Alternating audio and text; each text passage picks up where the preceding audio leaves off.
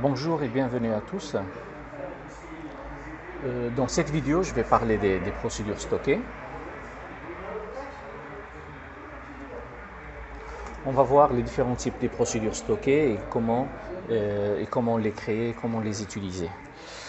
Bon, comme son nom l'indique, une procédure stockée, c'est un bout de code qui va me permettre de faire un certain traitement et qui est enregistré sur le serveur. Les applications clientes, ils peuvent les appeler et ils sont très utiles lorsqu'on veut créer des applications multi-interfaces, par exemple.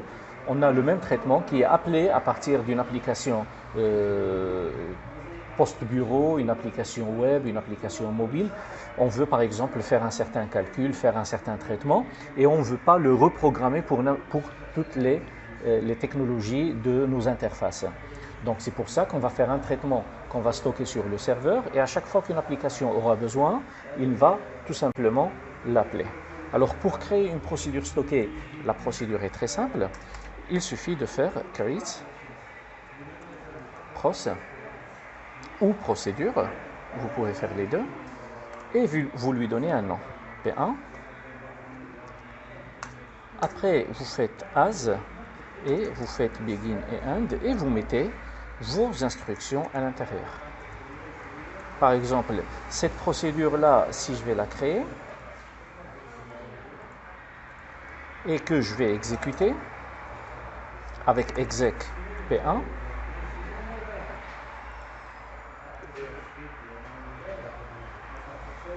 ça ne fonctionne pas parce que je suis sur master. Donc quand je vais, là, ma procédure stockée là, il faut faire attention. Au début, je l'avais exécutée sur master et j'avais oublié de sélectionner la base de données. Donc maintenant, ça ne va pas marcher encore. Il faut la recréer au niveau de la base de données en cours. Parce que les procédures stockées, elles sont créées au niveau de chaque base de données. Donc là, quand j'ai appelé P1, il va faire le travail que j'ai à l'intérieur. Bien sûr, je peux faire plusieurs tâches. Select étoile from editor. Select étoile from écrivain. Et ça, on va le faire avec alter. Vous pouvez faire alter or create. Comme ça, s'il est créé, il va la modifier. S'il n'existe pas, il va la créer.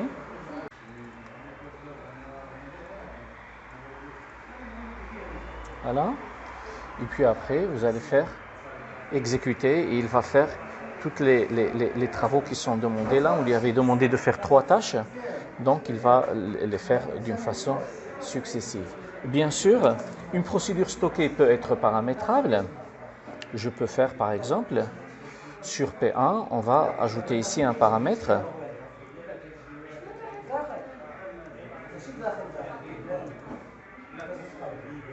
Comme ça.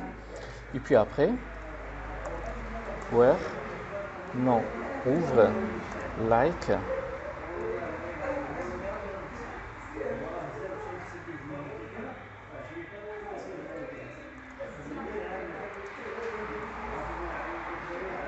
son,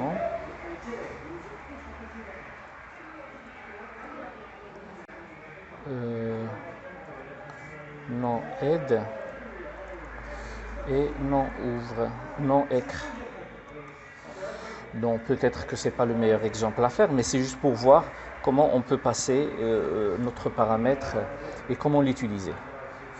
Donc voilà, maintenant quand je vais appeler ma procédure avec A, il va me donner tous les ouvrages qui contiennent la lettre A et tous les éditeurs qui contiennent la lettre A. Et donc quand je vais faire AB,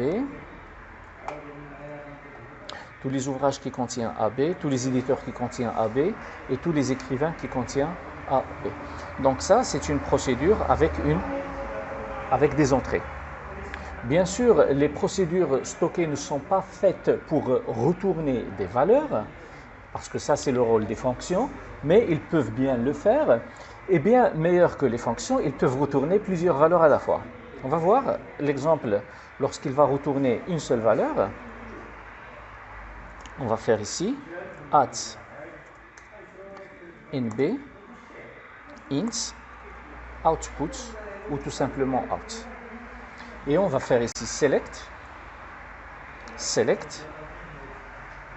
le count des num ouvre from ouvrage. Et ça, on va le faire en commentaire.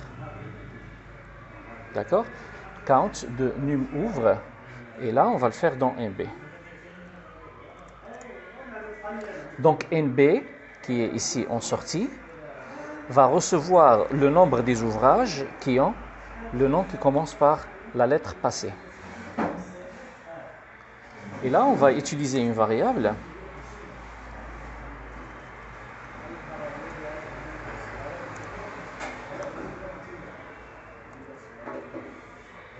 virgule at n out que je peux afficher.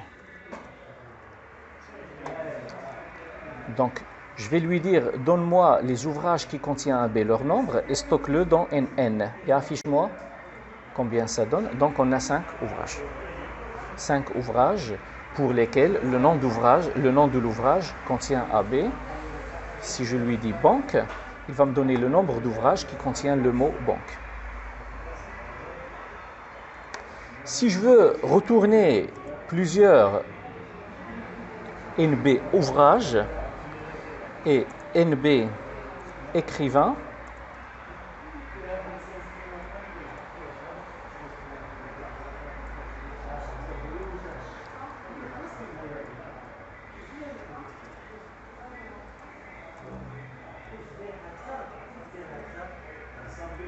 donc là, il va retourner le nombre des écrivains, des éditeurs, excusez-moi, le nombre des éditeurs qui ont le nom comme A et le nombre des ouvrages qui ont le nom comme A.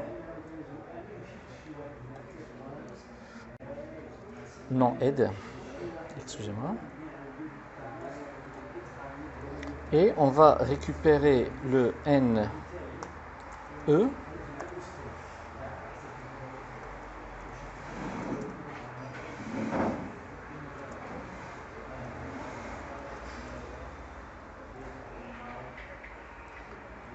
et le NO.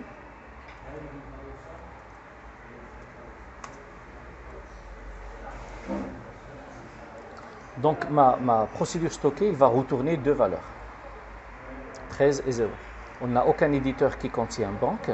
Par exemple A, on a plusieurs éditeurs qui contiennent A, 19, et 213 ouvrages qui contiennent la lettre A. Si je lui donne X, voilà. Et bien sûr, je peux ressortir autant que je veux de valeurs, chose que je ne peux pas faire avec les fonctions. Donc nous avons vu dans cette vidéo comment créer les procédures stockées, bien sûr comment les modifier et comment les paramétrer et comment faire aussi les paramètres de sortie. Dans la prochaine vidéo, je vais vous donner une série d'exercices avec correction et on va essayer de faire des exercices un par un ensemble. Merci.